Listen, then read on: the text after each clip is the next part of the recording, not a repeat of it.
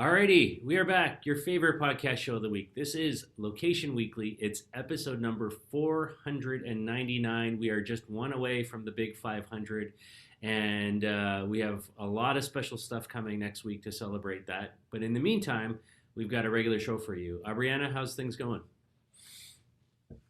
No, things are going okay, I would say. Personally, they're going well. Professionally, they're going well. As an American, it's a little questionable right now, but um, you know, I am counting my blessings and my health and just being grateful again today. How are you?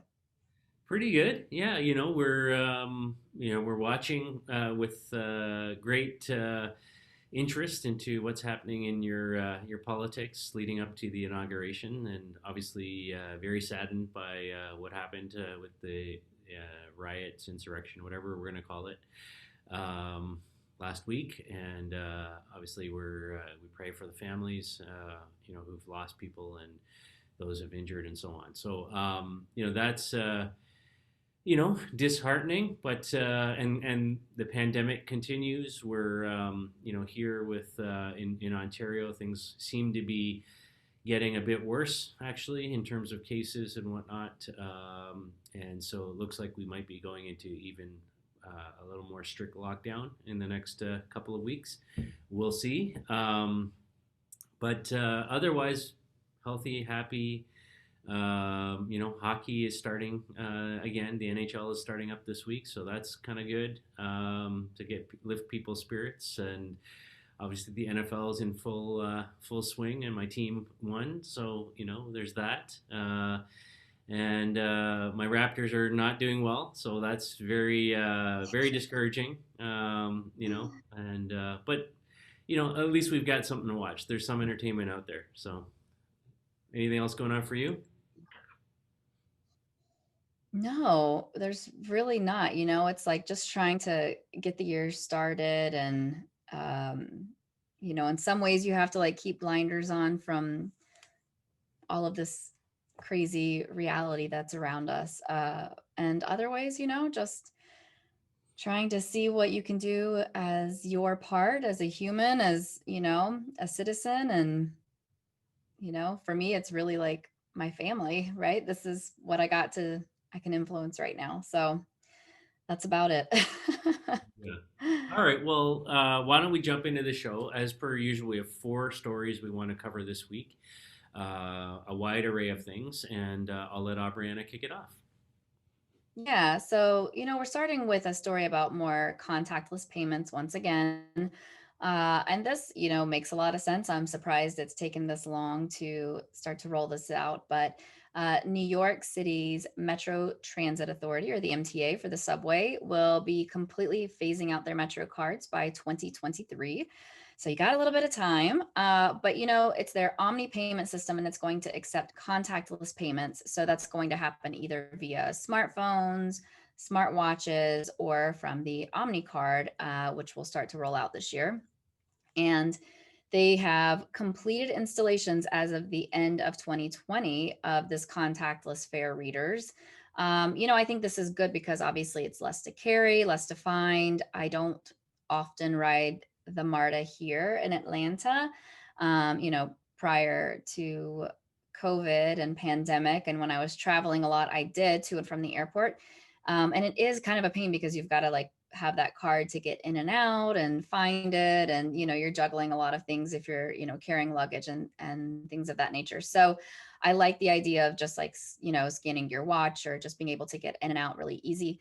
I would expect like MARTA to be probably one of the last adopters of something like this, but it's not really it's not super futuristic here. We're just talking about being able to integrate something that just allows, people to have sort of their choice of passes. And so the cards will still be available. They'll be selling them, across retail locations and I'm sure right around the subways as well.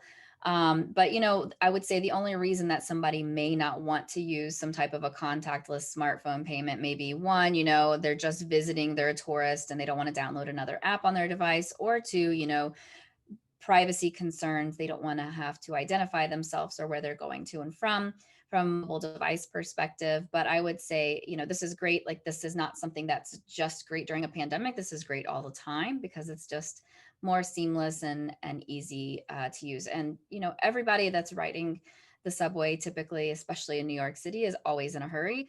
They're always on the go, and a lot are commuters, going to and from work. And so anything that can speed up that process, I'm sure, is welcomed by all. But yeah, what do you think? I think it's. I mean, I'm with you. Like, I think it's about time. Like, this technology's been around for a long time now.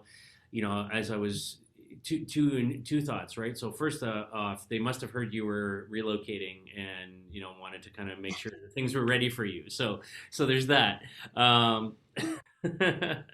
But yeah, I mean, the technology's been here forever, right? Like, I mean, I remember, gosh, about maybe even 8 years ago, early days of the LBMA. I was out at our Singapore chapter, and the Singapore government was, even way back then, was very proactive in deploying location and proximity technologies, and they're the kind of government that's very much pushes technology, pushes innovation into the everyday lives of citizens. And they had deployed this in the transit system, way back then, and this is like 8 years ago, right? So they were, kind of one of the first I'd seen at scale. And so, I think the MTA in New York, I mean, it's obviously probably the biggest transit system in the country, and it makes sense that they have, these kinds of technologies, and they're supporting those types of movements. I always, for me, I think facilitating that easy transaction, that easy tap and sort of, enter is one thing. I always, sort of fall back to what's the data play? Is there a data play associated with this? What other information are they kind of gleaning from this? So I'd be interested to know a little bit more about that. But on the surface, I think it's a no-brainer. I think it makes sense. I think this is the society we're in now, and especially driven off of COVID. Having contactless anything is good. So that's my view. Yeah, I'm sure that if there's an app involved, then there's likely advertising play involved and other areas that they're able to monetize. So that completely opens up a wide array of options for them. And I think that's super interesting as well. But yeah. Yeah. All right. So now, shifting gears from New York all the way across the pond to our chapter over in Japan. Two companies have partnered up to deliver location services there, Metcom and NextNav. And we've talked about NextNav, fairly recently, I think in the last quarter or so. But basically, the two companies have formed a new licensing deal to deliver what they're calling resilient, precise, and secure solutions for 3D position, navigation, and timing (PNT) in the Japanese market. So they're using NextNav's TerraPoint solution to do this, and using low power wide area network solutions from Kyocera, another Japanese company who's part of this. So there's a few different players, including Sony Network Communications and others, who are part of this sort of initiative. But the goal here is to really provide an alternative to satellite-based positioning, and to have a more accurate positioning, a more finite way to know where people are, and to deliver that kind of just precision location awareness, whether that be for vehicles or people or in buildings, to do that at scale and to do that with accuracy, and to leverage the kind of technologies that they're talking about here. And in particular, one of the challenges, especially in a market like Japan, where you have very very sort of densely packed real estate, with lots of floors, because you just don't have the space like we do here in North America to spread out.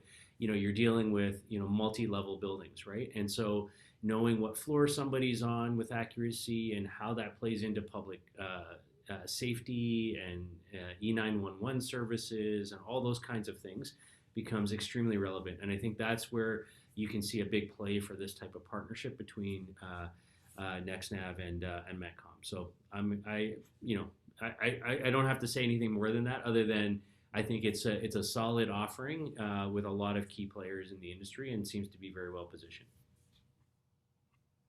Yeah, I mean, I think this is it is very very much needed from a technology perspective. The precision is necessary. I think most of us who have ever traveled for business or taken an Uber or a Lyft, and you order that and you're in a more urban and dense area, it's hard. You might be located around the block or trying to figure out which entrance you need to come out of to find this Uber driver. It's really frustrating at times. And so this, just putting it in layman's terms, like this solves that problem at scale, as well as navigating to multiple floors of retail, right? So I think that it's necessary. It's just kind of the next evolution and next phase of where we're going with, technology for positioning. Yeah, and before I forget, I just wanted to point out for those of our members over in the region, or just those who want to follow online, because everything's online these days. Our next conference in the Japanese market will be March 18th and 19th, completely online. Yeah, so hopefully companies like Metcom and NextNav will be a part of that discussion. But I think a good initiative to be following in that market specifically. All right. Awesome. Well, this next story is really interesting.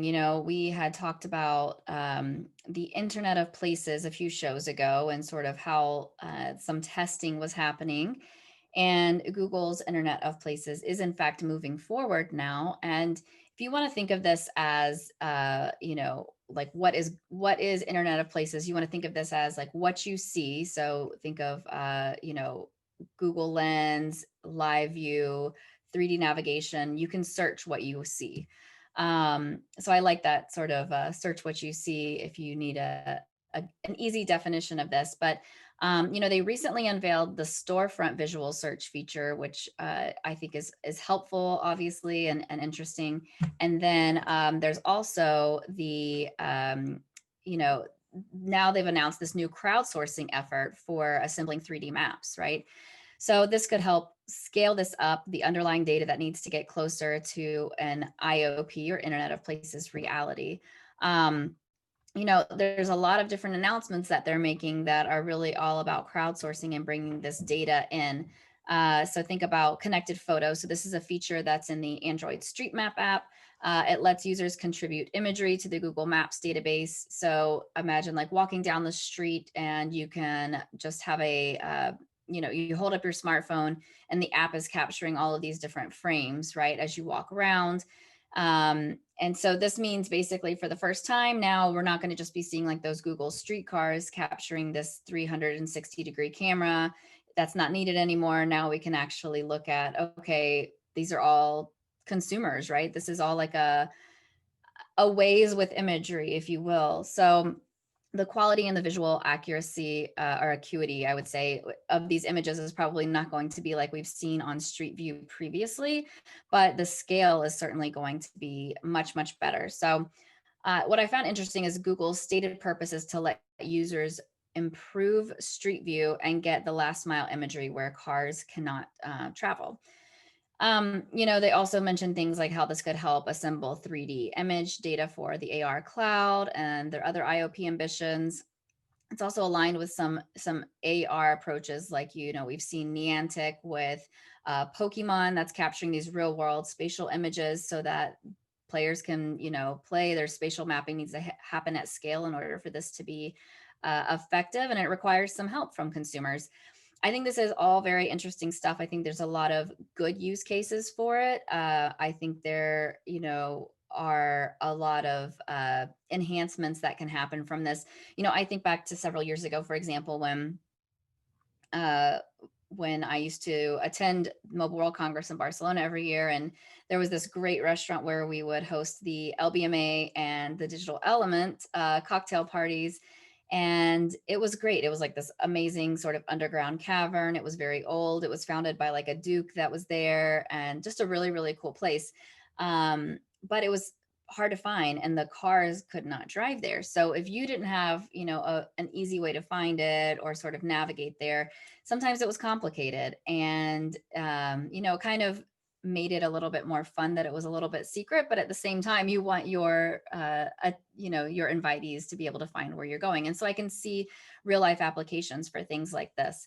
um, I also think, though, what's interesting is that in essence consumers are doing the work for Google and for Niantic, and my question to them is, how are they rewarding them? Right, they're getting value out of this. What is the reward that they're giving to them? I know that, several years ago, probably 10 years ago or so, I had a friend that had sort of contracted with Google Maps. So they were doing the Google inside the stores at one point, where you could kind of see like what the inside of the stores looked like. And so, he was a photographer and videographer. And so it was just something that he sort of picked up on a contract, where he would just videotape the inside of stores, really, do like a 360 view. And, Google paid him to do that as part of their mapping features. So it sounds like there's some level of value that this is obviously driving, where Google will have ownership and access to this data and this imagery. So I'm just curious. Hey guys, like, feel free to reach out and let us know what's the value that you're providing back to consumers. I would love to know. But yeah, that's all I got on this story so far. Yeah, and I think I think that's a really pertinent question. I think that, we talk a lot about these companies that are building these services and these platforms, but what is that value exchange? What is it for, the consumer, the user that's going out essentially now and doing this work for Google?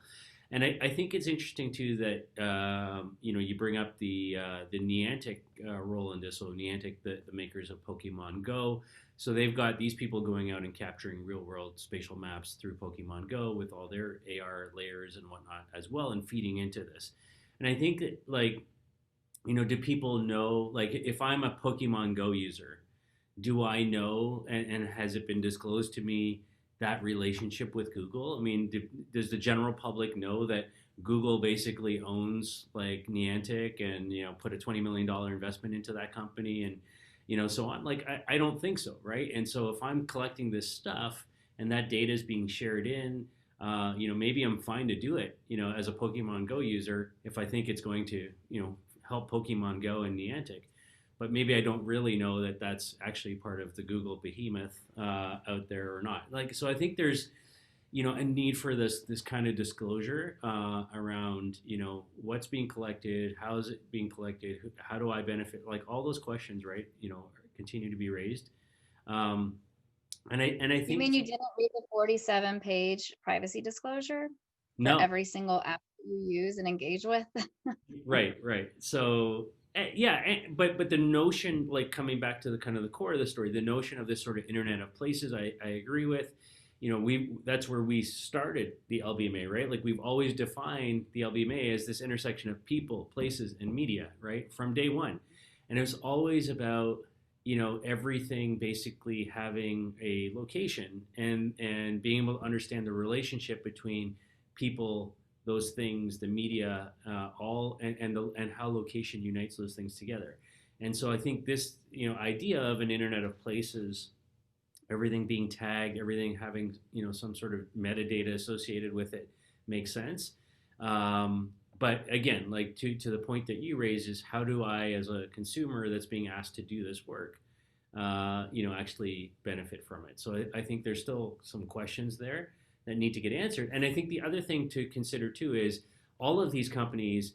We heard this week about WhatsApp now, grasping, at collecting data. Musk is out there pushing, his views on what to do about, messaging platforms. You've got all this stuff going on because of the, deprecation of the IDFA and all these things that are going on. Everybody's trying to find new ways to get data, right? And this is yet another way to go about it, again, on the backs of the everyday consumer, without some clear definition of how they participate and benefit from it. So I think there's just questions. I'm not questioning the notion of what they're trying to do. I think there's value, but where's the disclosure? Where's the sort of benefit exchange piece of it? Yep, All right, for sure. final story for this week. Lightening things up. Let's go to the Body Shop now. Has teamed up with Uber Eats for delivery. And so we've touched on this a little bit, this concept before. But I think what's interesting here is that so they're launching this in 5 cities across the U.S., which are New York, Orlando, Austin, Houston, and Dallas. Um, yeah, so as well as Toronto. So there's the one Canadian city in there as well. 91 products available from the Body Shop. But essentially, what they're doing is they're going like and kind of leveraging the power and the network and the sort of range of Uber Eats to do same day delivery around products. So basically, the Uber Eats people go to the local store, pick up the product, and bring it to you for you in the same way that you would do, food through Uber Eats. And I think what's interesting is 2 things here. So I think Uber Eats obviously is really pushing to widen their, the scope of what they can do and who their clients are beyond just the restaurant industry, which I think is good for them in terms of, finding new revenue. And I think in this time that we're in, where everything's going online, everything's going to, delivery and pickup and whatnot, it makes sense that retailers would want to leverage that. I think the other aspect of it is from the Body Shop's point of view. What's I think a bit surprising to me is that they in some ways it's a statement to say, hey, we haven't given up on retail. We're not going completely online.